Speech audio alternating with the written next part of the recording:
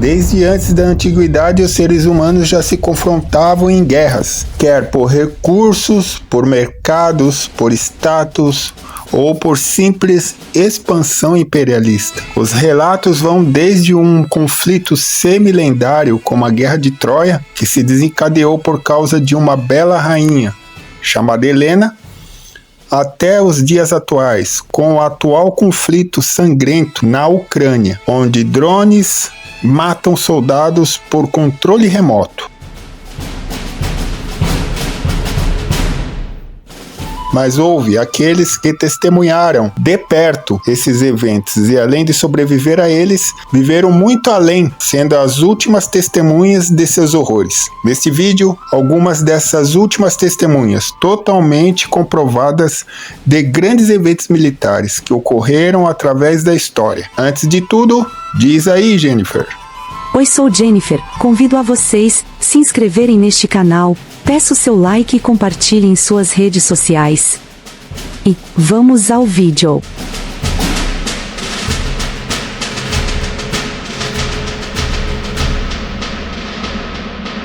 Ao subir ao poder em 1799, o jovem general Napoleão Bonaparte foi um fenômeno vindo na crista da onda de uma revolução francesa, que já na época de sua subida ao poder estava exaurida, depois de 10 anos.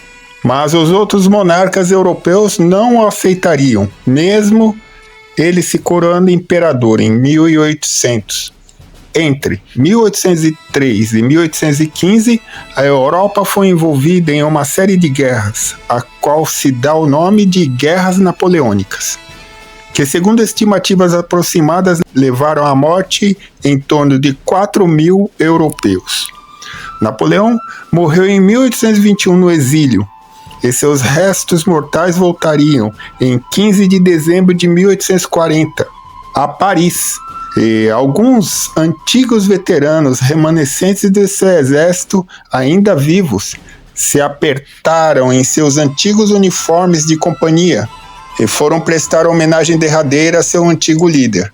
Não se sabe ao certo quem foi o último soldado da Grande Armée a falecer, mas se conhece o último de seus grandes marechais. Dos 18 que Napoleão nomeou através dos anos, o que faleceu por último foi Jean de Soult, que participou em todas as campanhas napoleônicas, desde os desertos escaldantes das batalhas das pirâmides no Egito até as geladas estepes russas na derrota da invasão da Rússia de 1812. Quando faleceu, ele tinha 82 anos.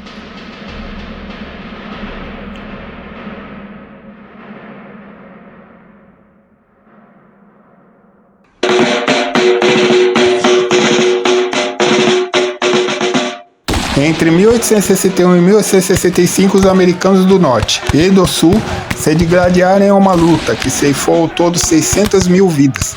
Na verdade, essa luta foi um embate de dois estilos de vida diferentes. O Norte se industrializando e com o pensamento de livre comércio e trabalho assalariado, e o Sul ainda preso ao velho estilo das plantações de tabaco e algodão, alicerçados no trabalho escravo. Certamente esses dois mundos, em um mesmo país, iriam se colidir, e quando os estados sulistas se separaram, o Norte entrou em ação para impedir isso. James Albert Hard é atestadamente o último veterano da Guerra Civil Americana a morrer.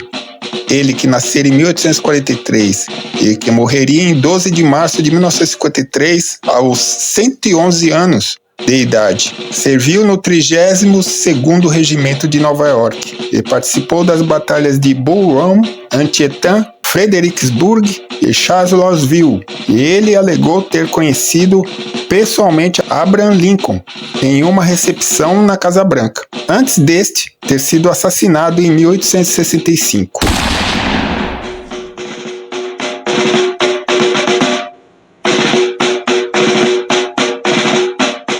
O maior conflito militar da América do Sul se deu início com as pretensões do ditador do Paraguai, Francisco Solano Lopes, em invadir e tomar territórios vizinhos que lhe dessem uma saída para o mar.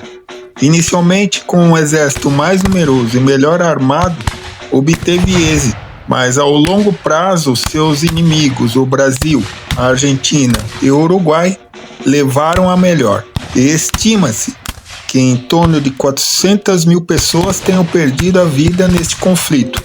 Registros apontam Anísio Manuel de Souza, um ex-escravizado. Isso mesmo, muitos escravos lutaram nessa guerra.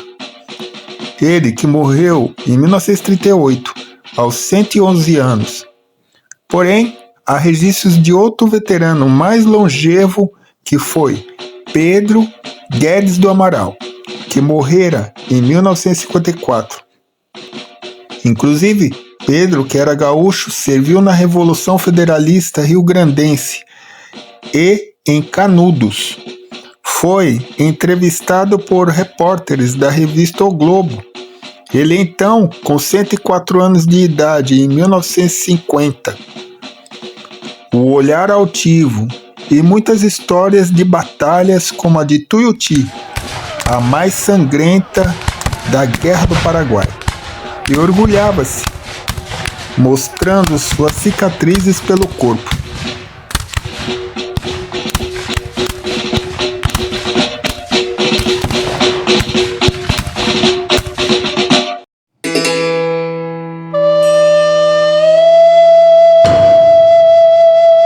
Quando Saigo Takamori nasceu em Kagashima, no feudo de Satsuma, em 1828, o Japão era controlado pelos samurais do shogunato Tokugawa. Saigo era um samurai de classe baixa nos primeiros anos de sua juventude, mas a vida do velho Japão feudal estava prestes a mudar. Os americanos apareceram em navios e forçaram a abertura dos portos, com o capitão Matthew Perry aportando em solo nipônico, algo inédito em séculos, um estrangeiro entrar no país, e com ele tudo começaria a mudar. Em 1867 houve a restauração do poder político do imperador, até então uma figura decorativa. Na verdade, quem mandava eram os shoguns, e estes iam perdendo espaço, e os Tokugawas o poder. Iniciou-se a modernização acelerada do país, e o exército seria nos moldes ocidentais. O velho estilo samurai passou a ser proibido. Saigo Takamori aderiu a essas mudanças militares, mas não por muito tempo. Acreditava que o Japão estava saindo de sua essência e se tornando influenciável demasiadamente pelas potências ocidentais. Então, em 1877, ele decidiu se sublevar. Reuniu uma força de 40 mil antigos samurais para a luta em Satsuma. O exército imperial veio então combatê-los. Fuzis, metralhadoras e canhões. O velho e o novo estilo de luta se digladiariam em campo. Na batalha de Shiroyama, os samurais avançaram e foi um massacre.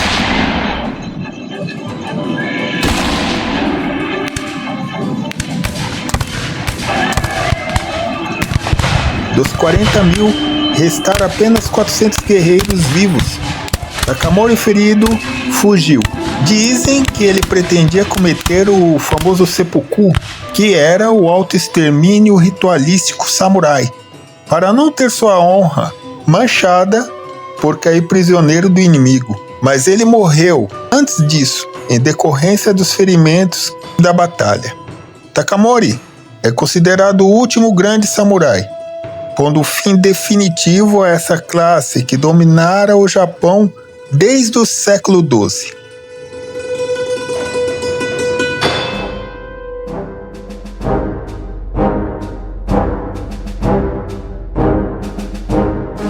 A Primeira Guerra Mundial é considerada a Primeira Guerra Moderna. Nela desapareceram os velhos métodos militares, a espada, o uso da cavalaria, a lança, os uniformes coloridos. Tudo mudou e ficou ultrapassado, dando lugar ao capacete de aço, a metralhadora, fuzis de repetição, tanques de guerra, aviões, o trem e a produção logística e industrial. Neste conflito que se desenrolou entre os anos de 1914 e 1918, estima-se que em torno de 65 milhões de pessoas tenham se envolvido e que dessas, uns 10 milhões de militares tenham perdido as suas vidas. Franz Küstler foi o último soldado do antigo Império Austro-Húngaro, que morreu em 2008 aos 108 anos. Em 2006, o último italiano, Ernesto Dalmaso. Em 2008, o último combatente das terríveis trincheiras da frente ocidental, o R. Patch, inglês. No geral, o último homem que realmente combateu no conflito foi Claude Scholes, que faleceu em 2011, aos 110 anos. Ele, que servira na Marinha Britânica e se alistou aos 14 anos. Combateu também na Segunda Guerra e também serviu depois na Marinha Australiana, onde se aposentou em 1956. Apesar do histórico militar, Scholes considerava-se pacifista e se recusava a marchar em paradas militares anuais.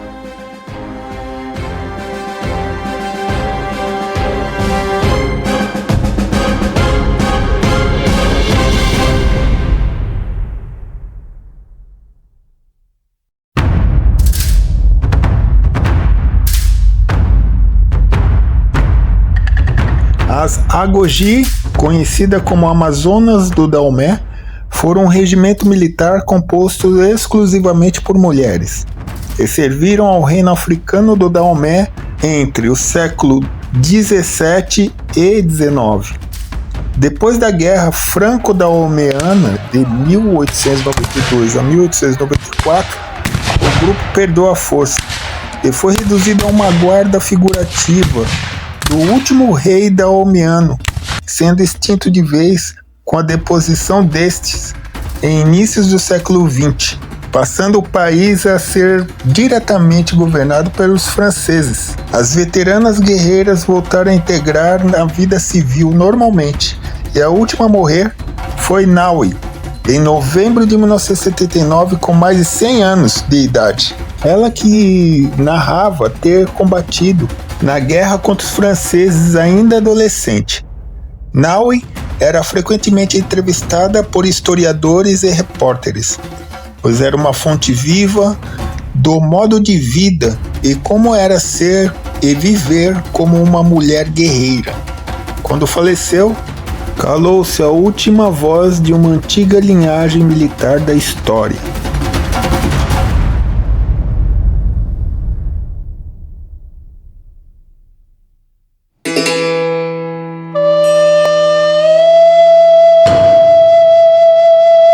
Hironoda era um oficial do exército imperial japonês e estava nas selvas das Filipinas combatendo quando perdeu o contato com seus superiores e não soube que o país havia se rendido em 1945. Por incrível que pareça, ele e uns poucos homens restantes permaneceram por 29 anos combatendo. Onoda foi treinado para nunca se render e ele foi o último a ficar vivo, pois seus companheiros foram morrendo com o passar dos anos. Ele só se rendeu em 1974, quando seu ex-comandante, que ainda estava vivo, foi vê-lo e convencê-lo que sua luta havia terminado. Onoda ficou chocado em saber que havia lutado tantos anos inutilmente e se sentiu um tolo, mas foi recebido no Japão como herói nacional. Em 1975 se mudou para o Brasil. Se casou e por 40 anos foi pecuarista no Mato Grosso do Sul. Retornou ao Japão e morreu em 2014 aos 91 anos de idade. Onoda certamente foi o último soldado japonês a se render, muito depois do fim da Segunda Guerra Mundial.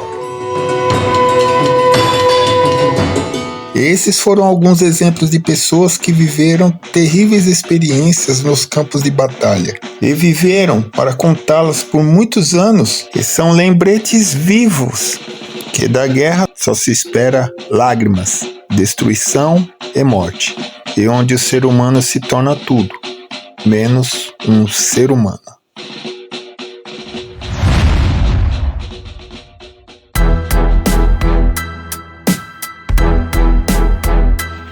Olá, gente, tudo bem? Aí o vídeo de hoje, né, sobre os veteranos aí de grandes conflitos que aconteceram aí através da história, arquivos vivos, né, que além de sobreviver a batalhas, a lutas, ainda viveram vidas centenárias, né? O que me chamou a atenção foi o japonês lá, o Hiro Onoda. Pô, o cara isolado numa ilha lá no Pacífico, o cara pensou que estava em guerra, ficou quase 30 anos combatendo. É muita coisa, né? Isso que é exemplo de perseverança. Imagina, uma vida inteira, né? 30 anos é muita coisa. Então esse foi o vídeo de hoje, uma curiosidade, né? Militar. E espero que vocês tenham gostado. A história vive no passado, no presente, moldando o futuro. Valeu!